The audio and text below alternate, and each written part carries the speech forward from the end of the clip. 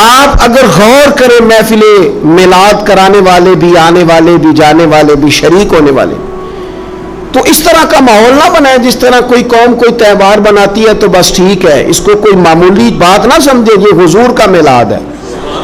اس پہ بندہ مومن نے اس بات پر شکر کرنا ہے کہ یا اللہ تیرا شکر ہے تم نے ہمیں اپنے پیارے محبوب کی غلامی عطا فرمائی ہے۔ اس کو معمولی قسم کی کوئی بزم سمجھ کر نہ گزار دیا جائے، اس میں جذبات کا خاص حسن ہو، کیفیات کا خاص جذبہ ہو۔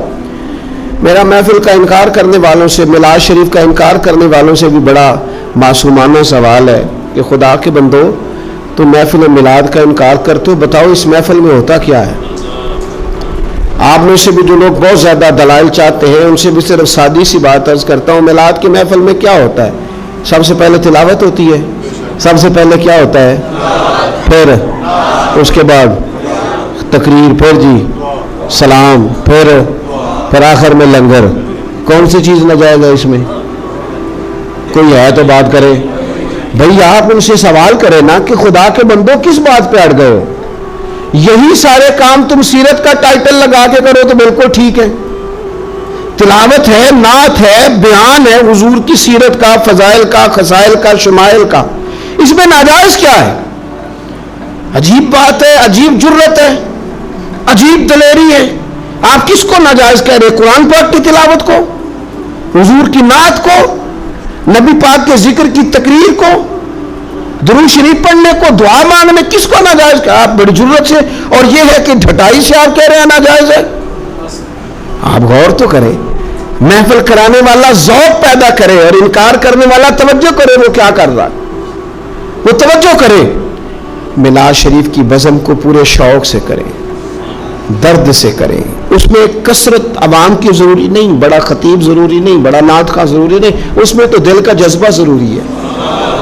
حضرت شاہ ولی اللہ صاحب محدث دہلوی رحمۃ اللہ علیہ فرماتے ہیں کہ میں مکہ مکرمہ میں میلاد شریف کی محفل میں شریک ہوا تھا، اور فرماتے ہیں جب میں میلاد میں پہنچا ہوں تو میں نے زمین سے آسمان تک نور ہی نور دیکھا ہے، کیونکہ وہ لوگ اللہ کے حضور اپنے دل لے کے حاضر تھے کہ تیرے محبوب کی غلامی پر شکر ادا کرنے آئے۔ تو محفل میلاد والے اس بات پر توجہ کریں۔ 4-5 اجزاء ہیں محفل کے جو تقاضے، ان تقاضوں کی روشنی میں اگر میلاد شریف کیا جائے، سب سے پہلے محفل مبارکہ میں تلاوت ہوگی۔ قرآن مجید ایک ایسی چیز ہے کہ نبی پاک صلی اللہ علیہ وسلم نے فرمایا قیامت کے دن نا یہ قرآن تمہاری شفاعت کرے گا، اس کو پڑھا کرو، اس کی تلاوت کیا کرو۔ اور غور کریں میں کیا عرض کرنے لگا ہوں، قرآن مجید کہتے ہیں قد جاءکم من اللہ نور و کتاب مبین، اے لوگو تمہارے پاس اللہ کی طرف سے نور آیا اور کتاب مبین آئی۔ تو میلاد والے رسول کے ساتھ جو چیز آئی ہے وہ قرآن پاک ہے، قرآن آیا حضور کے ساتھ۔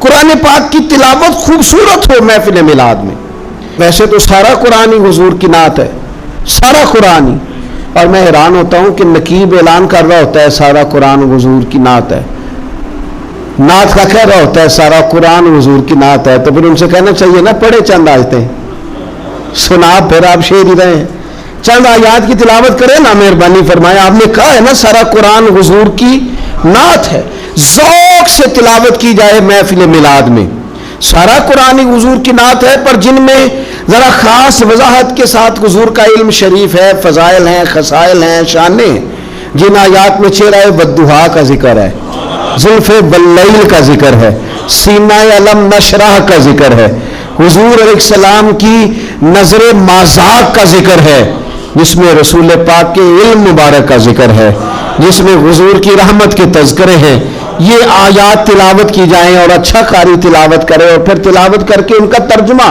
بالکل سادہ ترجمہ ایک قوم تک پہنچا دیا جائے، تو محفل میلاد میں یہ خوبصورت خدمت ہوگی۔ یہ میلاد شریف کرانے والے ایک اچھی بات لوگوں تک پہنچائیں گے، اچھے انداز میں قرآن پاک کی تلاوت کر کے، اور یہ بات یاد رکھ لے، اپنے دل کی تختی پہ لکھ لے، اللہ کے پیارے رسول صلی اللہ علیہ وسلم نے فرمایا اس قرآن کے ذریعے اللہ قوموں کو عزت عطا فرمائے گا۔ تو میلاد شریف کے اندر آپ اچھے قراء کو ضرور دعوت دیں، بہترین قرآن مجید کی تلاوت آپ سنیں اور اچھے انداز میں آپ نبی پاک علیہ الصلوۃ والسلام پر نازل ہونے والی اس کتاب کی تلاوت سن. دوسری بات یہ کہ میلاد شریف میں نعت پڑھی جاتی ہے. نعت کہتے ہیں حضور کی تعریف کو، بڑی سونی کر کے نبی پاک کی تعریف کی جائے، بڑی سونی کر کے. یہ نا میں کیا عرض کروں اس نعت خواں کی خدمت میں بھی جو اتنا اعلیٰ کام کر رہا تھا، وہ اس لائن میں کھڑا تھا جس لائن میں حضرت عباس بن عبد المطلب کھڑے ہیں، اس لائن میں تھا جس لائن میں حضرت حسان بن ثابت ہیں. اس صف کا نمائندہ ہو کے کہاں اپنے آپ کو کمزور کر بیٹھا ہے؟ 20,000 پہ 25,000 پہ اتنا اعزاز والا کام، اور کہاں اپنے آپ کو گرا لیا اس نے، یہاں تک لے آیا اپنے آپ کو. نعت شریف تو جذبات تھے بندہ مومن کے، اور نعت کے لیے مشہور آدمی کی ضرورت نہیں، ذوق اور شوق کی ضرورت ہے. علاقے کے آپ بچوں کو کہیں وہ حضور کی نعت شریف پڑھیں، نبی پاک کا تذکرہ کریں، سونا کر کے حضور کا ذکر کریں. آپ کو پتہ ہے حضرت عباس رضی اللہ تعالیٰ نے عرض کی یا رسول اللہ آپ کی نعت پڑھنا چاہتا ہوں، آپ کا قصیدہ لکھا ہے، تعریف لکھی ہے، پڑھنا چاہتا ہوں، پڑھوں؟ تو نبی کریم علیہ السلام سادہ بھی کہہ سکتے تھے پڑھ دو، لیکن حضور نے پتہ کیا فرمایا؟ یا رسول اللہ آپ کی تعریف لکھی ہے، پڑھوں؟ تو حضور نے فرمایا پڑھیے، اللہ آپ کے دانتوں کو سلامت رکھے. اتنا اعزاز نعت کا، اتنا اجر حضور کی نعت کا. حضرت حسان بن ثابت رضی اللہ تعالیٰ عنہ جو نعت پڑھتے تھے تو وہ نعت کیا تھی؟ کافر معاذ اللہ جو نبی پاک علیہ السلام پر اعتراضات کرتے تھے نا، حضرت حسان بن ثابت شعروں میں ان کا جواب دیتے تھے. حضرت حسان بن ثابت جب نعت پڑھتے تھے، اور نعت کا تو اپنا اعزاز تو پہچان یار، تو اپنی عظمت کو تو سمجھ، تیرا درجہ کیا ہے. جب حضرت حسان نعت پڑھتے تھے تو رسول پاک ہاتھ اٹھا کے دعا مانگتے تھے، اے اللہ روح القدس کے ذریعے، اے اللہ جبریل امین کے ذریعے میرے حسان کی مدد فرما. حضور ان کی مدد کی دعا کرتے تھے کیونکہ وہ حضور کی تعریف کر رہے ہیں. تو آپ دیکھیں یہ اعزاز کتنا بڑا ہے، یہ مرتبہ کتنا بڑا ہے. بنو نجار بہت اعلیٰ قبیلہ تھا مدینہ منورہ کا. کاش میرے بیٹے حضور کی نعت پڑھنے لگے، کاش آپ کے بیٹے حضور کی نعت پڑھنے لگے، کاش ہماری بیٹیوں کی زبانوں پر نبی پاک کے ترانے جاری ہو جائیں. کاش یہ سلیقے سے، یہ باوضو ہو کر، یہ طہارت کے ساتھ اپنے محبوب کریم علیہ الصلوۃ والسلام کے نعت خواں بن جائیں. اس باپ کے مقدر جاگ گئے جس کی اولاد حضور کے تذکرے کرنے والی بن گئی. وہ بڑے منصب پر فائز ہو گیا جس کے بچے نبی پاک کی مدح خوانی کرنے لگے، ثنا خوانی کرنے لگے. بنو نجار قبیلے کی بچیاں حضور مدینے آئے تو دف بجاتی، وہ ننھی بچیاں جو بیٹھ کر وہاں دف بجاتی تھی، رسول پاک کی جانب اشارے کر کے گاتی تھی کہ ہم ہیں بچیاں نجار کے عالی گھرانے کی، خوشی ہے آمنہ کے لال کے تشریف لانے کی.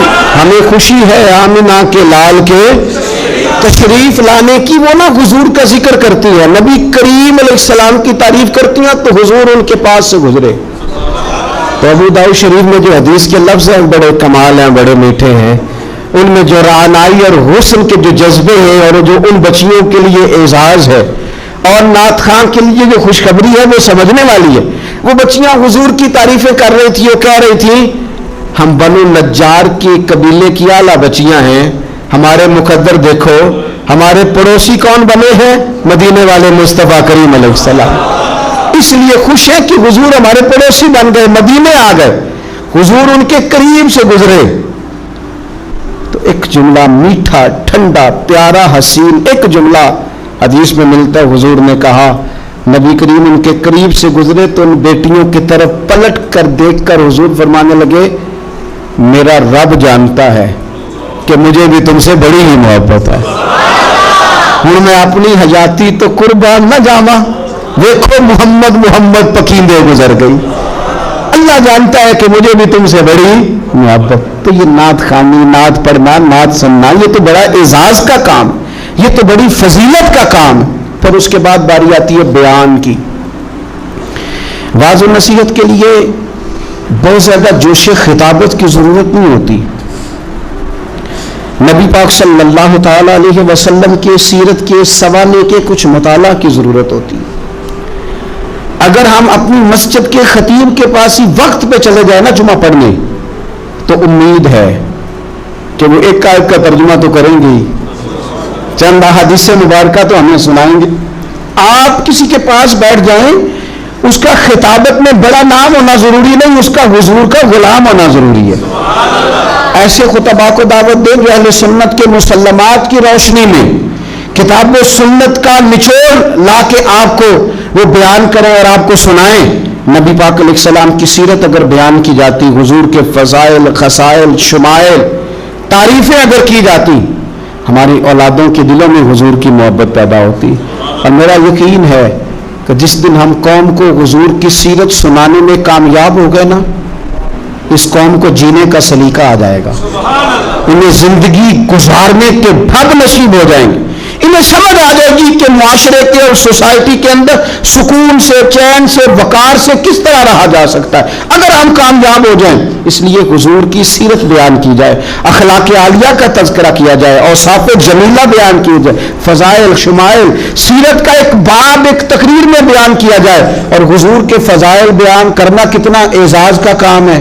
آپ قرآن پاک پڑھیں نا، رب نے اپنے نبی کے فضائل بیان فرمائے، لقد من اللہ علی المؤمنین اذ بعث فیہم رسولا لقد جاءکم رسول من انفسکم عزیز علیہ ما عنتم حریص علیکم بالمؤمنین رؤوف الرحیم یا ایھا النبی انا ارسلناک شاہدا ومبشرا ونذیرا وداعیا الی اللہ باذنہ وسراجا منیرا وما ارسلناک الا رحمۃ للعالمین۔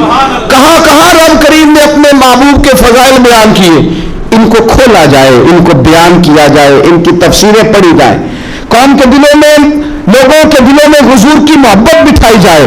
آپ دیکھیے سنن ترمذی کتاب المناقب میں حدیث ہے، حضرت عبداللہ ابن عباس فرماتے ہیں چند صحابہ بیٹھ کے حضور کا ذکر کر رہے تھے، مختلف انبیاء کا تذکرہ کر رہے تھے۔ کسی نے کہا حضرت ابراہیم خلیل اللہ ہیں، جناب اسماعیل ذبیح اللہ ہیں، حضرت موسیٰ کلیم اللہ ہیں، حضرت عیسیٰ کلمۃ اللہ ہیں۔ باتیں ہو رہی تھی، حضور بھی آ گئے، فرمایا جو تم نے کہا میں نے سن لیا، سنو پھر اعلیٰ وانا حبیب اللہ۔ میں فخر سے نہیں کہتا مجھے رب نے اپنا محبوب بنایا ہے، میں فخر سے نہیں کہتا۔ حضور فرمانے لگے سنو، قیامت کے دن حمد کا جھنڈا میرے ہاتھ میں ہوگا، پر میں فخر سے نہیں کہتا۔ فرمایا قیامت کے دن سب سے پہلے میں شفاعت کروں گا اور میری شفاعت ہی قبول کی جائے گی، پر میں فخر کے ساتھ نہیں کہتا۔ فرمایا صبح قیامت سب سے پہلے جنت کا دروازہ میں کھٹکھٹاؤں گا اور میرے لیے ہی سب سے پہلے کھولا جائے گا، پر میں فخر کے ساتھ نہیں کہتا۔ رسول کریم صلی اللہ تعالی علیہ وسلم ارشاد فرمانے لگے فقیر، غریب، مومن قیامت کے دن میرے ساتھ جنت میں جائیں گے، پر میں فخر کے ساتھ نہیں کہتا۔ حضور فرمانے لگے پہلوں میں بھی اور پچھلوں میں بھی اللہ کی بارگاہ میں سب سے زیادہ اعزاز میرا ہوگا، پر میں فخر کے ساتھ نہیں کہتا۔ فاضل بریلوی کیا فرماتے ہیں؟ کہتے ہیں پیش حق مجدہ شفاعت کا سناتے جائیں گے، وہ آپ روتے جائیں گے، ہم کو ہنساتے جائیں گے، باغ جنت میں محمد مسکراتے جائیں گے صلی اللہ تعالی علیہ وسلم، باغ جنت میں محمد مسکراتے جائیں گے، پھول رحمت کے گریں گے، ہم اٹھاتے جائیں گے۔ اور کیا کسی نے خوب کہا خلد میں ہوگا ہمارا داخلہ اس شان سے ہم یا رسول اللہ کا نعرہ لگاتے جائیں، یا رسول اللہ کا نعرہ لگاتے جائیں۔ تو حضور نے تو خود اپنے فضائل بیان کیے، لہذا بہترین گفتگو، پھر صلاۃ و سلام ہوگا محفل میں۔ یہ جو درود و سلام ہے نا، دیکھیں نا انداز کیا ہے، ان اللہ و ملائکتہ یصلون علی النبی، اللہ بھی، اللہ کے فرشتے بھی نبی کریم پر درود بھیجتے ہیں۔ یا ایھا الذین آمنوا، اے ایمان والو، انہیں اپنے لفظوں میں ترجمہ کر لیں، اے میرے نبی کے ماننے والو، صلو علیہ وسلموا تسلیما، تم بھی محبوب پر درود بھیجو اور خوب سلام پڑھو، تم بھی درود بھیجو اور خوب سلام پڑھو۔ پھر ہمیں سکھایا نا ہمارے امام نے کہ کہنا ہے مصطفیٰ جان رحمت لاکھوں شب میں بزم ہدایت پہ لاکھوں سلام، جس کے گچھے سے لچھے جڑے نور کے ان ستاروں کی نصرت پہ لاکھوں سلام، اور فرمانے لگے ان کی باتوں کی لذت پہ بے حد درود، ان کے خطبے کی ہیبت پہ لاکھوں سلام، اور جس سہانی گھڑی چمکا طیبہ کا چاند اس دل افروز ساتھ پہ لاکھوں سلام۔ اور کہنے لگے میں سلام پڑھ رہا تھا تو فرشتے بھی میرے کان میں آ کے باتیں کرنے لگے، مجھ سے خدمت کے قدسی کہیں ہاں رضا، ہاں رضا، مصطفیٰ جان رحمت پہ لاکھوں سلام، مجھ سے خدمت کے قدسی کہے ہاں رضا، مصطفیٰ جان رحمت پہ۔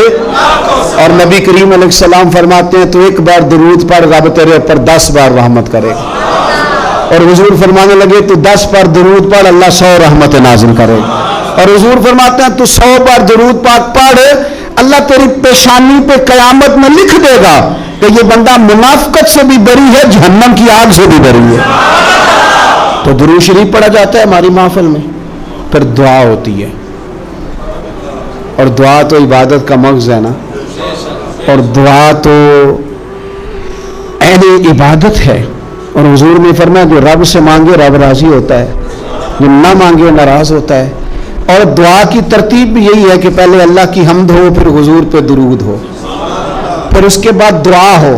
تو مجھے بتائیں جب محفل پاک میں ہم قرآن پاک پڑھیں گے، نعت پڑھیں گے، کتاب و سنت کی روشنی میں خطاب سنیں گے، حضور پر درود و سلام پڑھ کے ہاتھ اٹھائیں گے تو کریم ہی بڑا ہے، جو مانگیں گے اپنے فضل سے انشاءاللہ عطا فرمائے گا، وہ عطا فرمائے گا۔ تو یہ مقام ہے وہ، یہاں دعائیں مانگی جائیں اور اللہ اپنے فضل سے قبول کرنے والا ہے۔ پھر اس کے بعد لنگر شریف ہوتا ہے۔ 2-3 گزارشات ہیں محفلیں کرانے والوں سے اور میلاد پہ لنگر بانٹنے والوں سے۔ ایک لنگر وہ ہے جو ابا جی کے ختم سے منسوب ہے، یہ میرے ابا جی کے ختم شریف کی روٹی۔ ایک لنگر وہ ہے بزرگوں کے ختم سے منسوب ہے، ایک وہ ہے جو بیٹے کے عقیقے سے منسوب ہے، ایک بیٹے کے ولیمے سے منسوب ہے، ایک لنگر حضور کے میلاد سے منسوب ہے۔ آپ نے صحیح بتانا ہے۔ ابا جی کے ختم کی روٹی بھی کبھی کسی نے چھتوں سے پھینکی ہے شاپروں پہ ڈال کے، دادا جی کے ختم شریف پہ کھانا پکا ہو تو چھت سے پھینک دیتے ہو لفافے میں ڈال، بچے کے عقیقے پہ ولیمے پہ، تو میلاد پہ کیوں پھینکتے ہو؟ میلاد پہ کیوں پھینکتے ہو؟ کوئی یہ طریقہ ہے؟ آپ کم از کم چلیں بہت سارے مجموعوں کو بہت زیادہ اعزاز کے ساتھ نہ صحیح تو کم از کم یہ کہ آپ بٹھا کے تو کھانا دے دیں، وقار کے ساتھ ہی کھانا کھلا دیں۔ اور میں اپیل کروں گا محفل کرانے والوں سے، اور مجھے امید ہے خطیب، مشائخ، نعت خواں، قاری، یہ سارے حضرات بھی میری بات سے اتفاق کریں گے، میلاد شریف میں نہ سب کی روٹی ایک جیسی پکا لی جائے، جو غریب کھائے وہی پیر کھائے، جو عام کھائے وہی نعت خواں کھائے، جو سارے کھائیں وہی پیر صاحب، صوفی صاحب، درویش صاحب، خطیب صاحب، مہمان خصوصی صاحب بھی کھائیں۔ اور یارو کچھ لوگ روز گوشت کھاتے ہیں، کچھ گھر ایسے ہیں کہ اگر چاولوں میں گوشت پڑ بھی جائے نا تو سارے بچوں کو بوٹیاں نہیں ملتی۔ ان گھروں میں بچے نا گوشت کے لیے لڑتے ہیں کہ میں نے بوٹی کھانی ہے، میں نے بوٹی کھانی، اور باپ پریشان، غریب، کمزور دور بیٹھ کے دیکھتا ہے کہ میری جیب میں زیادہ پیسے ہوتے تو میں زیادہ گوشت لاتا۔ ایسا نہ ہو کہ ہم میلاد شریف پہ زیادہ گوشت ڈال کے چاول ہم نے پکائے ہوئے ہوں اور اسے پتہ ہو کہ آج بٹھا کے اعزاز کے ساتھ روٹی کھلائی جائے گی، تو اپنے تینوں بچے غریب آدمی ساتھ لے آئے، اور اس کا 3-4 سال کا بچہ جب اسے 3-4 بوٹیاں اکٹھی ملیں تو اپنے ابا جی سے پوچھے ابا جی آج خیر ہے، آج بڑا گوشت مل رہا ہے، خیر ہے؟ تو پھر تجھے میلاد سکھانا نہیں پڑے گا، پڑھانا نہیں پڑے گا، بتانا نہیں پڑے گا۔ اس کا باپ جب اس کے کان میں کہے گا نا پتر آج راج راج کے کھا، آج مدینے والے محبوب کا میلاد شریف، آج میلاد ہے، حضور رسول کریم علیہ السلام کی محفل نور میں تو آیا ہے۔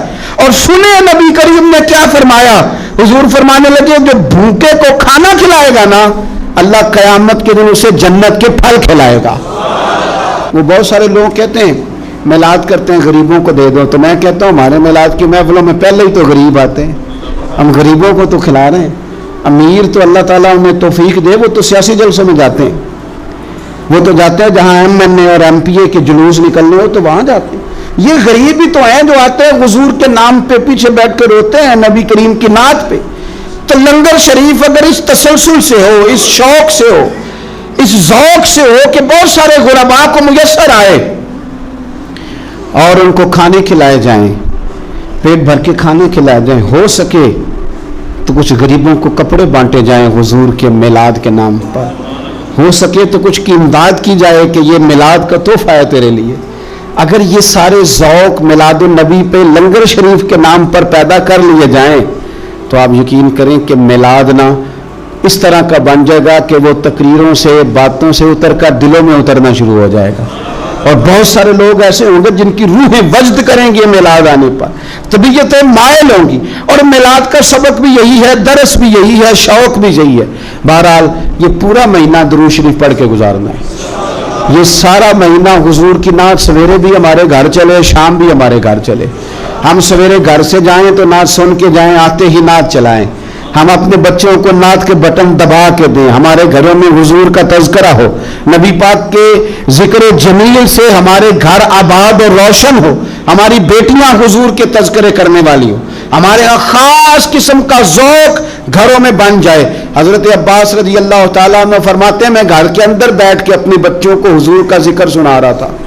حضور کہیں باہر سے گزرے تو میرے نصیب جاگ گئے. حضور نے سنا تو دروازے پہ کھڑے ہو گئے. بات ختم ہوئی، دروازے پہ دستک ہوئی، دروازہ جو کھولا تو حیران رہ گیا، اللہ کی ساری رحمتیں تو میرے دروازے پر موجود ہیں. تو قریب محبوب فرمانے لگے چچا میرے تذکرے کر رہے تھے؟ یا رسول اللہ آپ کا ذکر بتا رہا تھا، میں نے بچپن بھی دیکھا، جوانی بھی دیکھی، آپ کے والدین بھی دیکھے، تو آپ کے تذکارے جمیلہ بچوں کو سنا رہا تھا. فرمایا چچا مبارک ہو، میری شفاعت تم نے اپنے حق میں ثابت کر لی ہے. اب میں تمہاری سفارش کروں گا صبح قیامت، چونکہ تمہارے گھر میں حضور کا تذکرہ ہوتا ہے.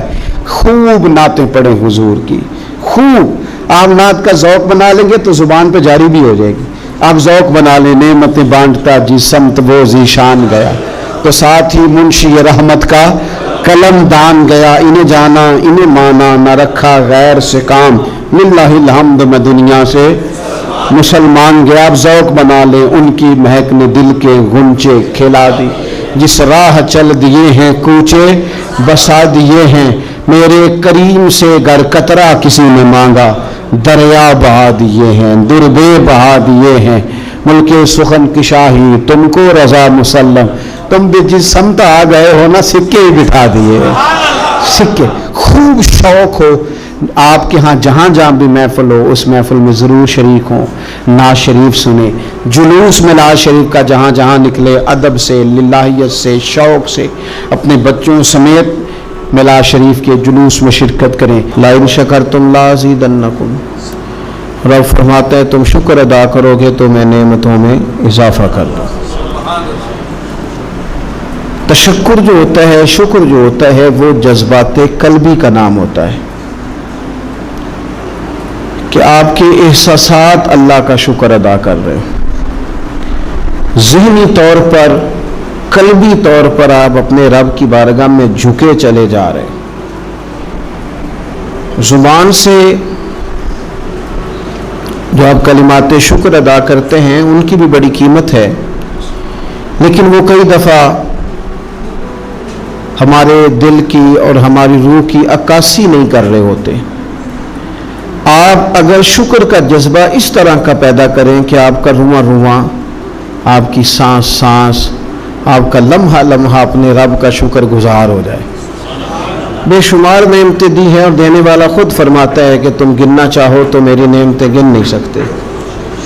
اب اگر ان نعمتوں پر شکر کا ذوق بنایا جائے، طبیعت بنائی جائے کہ ہم نے اللہ کا شکر ادا کرنا ہے، تو اس سے نعمتوں میں برکت ہوتی ہے، اضافہ ہوتا ہے. ہمارے ہاں جو نعمت نہیں ہوتی اس کے لیے تجسس تو ہوتا ہے، پر جو نعمت موجود ہوتی ہے اس کا شکر ادا نہیں ہوتا. حصول کے لیے تو تڑپ موجود ہوتی ہے کہ میرے پاس سارا کچھ ہے تو پیسے کیوں نہیں.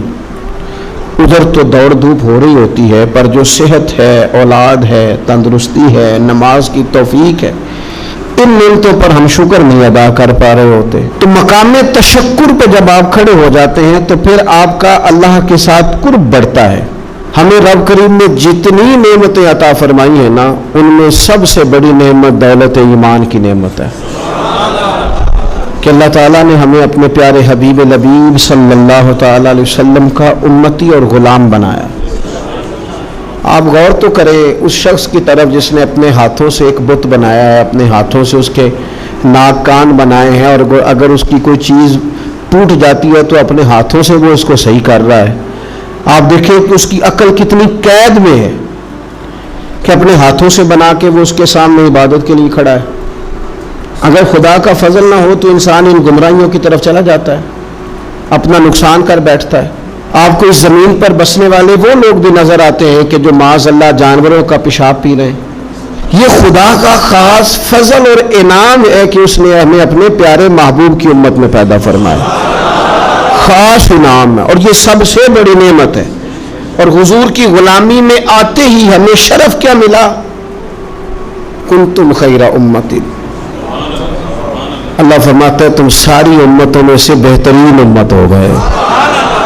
اور رسول کریم صلی اللہ علیہ وسلم بیت اللہ شریف میں کعبہ معظمہ کے سامنے کھڑے ہو کے فرماتے ہیں کعبے تیری بڑی عزت ہے، پر رب کی نظر میں بندہ مومن کی عزت کعبے سے بھی زیادہ ہے۔ اب یہ کتنی بڑی نعمت ہے، اس پر کتنا بڑا ہمیں تشکر کا اظہار کرنا چاہیے تھا، لیکن ساری زندگی جٹ بٹ چودھری ہونے پر تو فخر کیا، مسلمان ہونے پہ نہ کر سکے۔ ساری زندگی ہم نے اپنے قبیلے پر، رنگ پر، علاقے پر، بستی پر، زبان پر، علم پر، دولت پر تو فخر کیا، کاش 2 رکعتیں پڑھ کے کہتے یا اللہ تیرا شکر ہے تو نے نبی پاک کا غلام بنایا۔ یہ اتنا بڑا اعزاز ہے کہ دعائیں مانگ مانگ کے بھی بہت سارے لوگ اسے حاصل نہ کر پائے، ہمیں بن مانگے ملا ہے۔ لیکن تشکر کے جذبات قلبی طور پر جو ہونے چاہیے، حضور کا ذکر کسی کا محتاج نہیں، کسی کا محتاج نہیں۔ وَرَفَعْنَا لَكَ ذِكْرَكَ، رب فرماتا ہے محبوب ہم نے خود آپ کے ذکر کو بلندیاں عطا فرما دی، ہم نے آپ کے لیے آپ کے ذکر کو بلند کر دیا۔ لیکن ہمارے ذمہ کیا تھا کہ ہم خاص کر اس نعمت کا شکر ادا کریں، خاص کر محفل میلاد کرانے والوں سے اور سارا سال حضور کا تذکرہ کرنے والوں سے میری چھوٹی سی اپیل درد مندانہ یہ ہے کہ ہمیں غور کرنا چاہیے، ہمیں توجہ کرنی چاہیے، ہمیں خاص اپنے دل اور اپنی روح پر غور کرنا چاہیے کہ یہ جو ہم محفل کرا رہے ہیں حضور کے نام کی، اس میں ہم خالص ہیں، ہمارا اخلاص اس میں شامل ہے، للہیت کا دخل ہے۔ آپ کو اگر للہیت نصیب ہے اور ذوق آپ کو حاصل ہے، میسر ہے، اور یہ قلبی بات ہے، یہ نہ آپ کسی کو بتائیں گے تو پتہ چلے گا، یہ آپ کا اور رب کا معاملہ ہے کہ ہمیں اگر تو میسر ہے وہ چیز۔ بہت سارے لوگ ایسے ہیں، ان سے میں اکثر کہتا ہوں کہ محفل تو حضور کے نام کی ہے، اس میں تو میرے بھائی آپ کی گلی کا وہ نعت خواں جس کی بالکل کوئی آواز نہیں، وہ بھی نعت پڑھے تو پڑھے حضور کو راضی کرنے کے لیے، تو وہ بات قبول ہے۔ اور اگر آپ نے 60,000 والا منگایا ہے اور آپ کو بھی پتہ ہے پیسے دیے ہیں، تو اس کو بھی پتہ ہے پیسے لیے ہیں، تو آپ بھی کہہ رہے ہیں کہ پڑھنا نہیں، اس نے پیسے نہیں لیے، تو وہ بھی کہہ رہا ہے کہ میں نے لیے ہیں، تو مجھے بتائیے کیا اس میں ذائقہ کیا رہ جائے گا؟ اس میں کیفیات قلبی، یہ تو دکاندار اور گاہک کا رشتہ بن گیا۔ اس میں وہ مقام تشکر کہاں آیا جو بندہ مومن کو اپنے محبوب کے ساتھ ہونا چاہیے تھا؟ اللہ تعالیٰ اس ماہ میلاد کو امت مسلمہ کے لیے باعث خیر و برکت فرمائے۔ آخر دعوانا ان الحمدللہ رب العالمین۔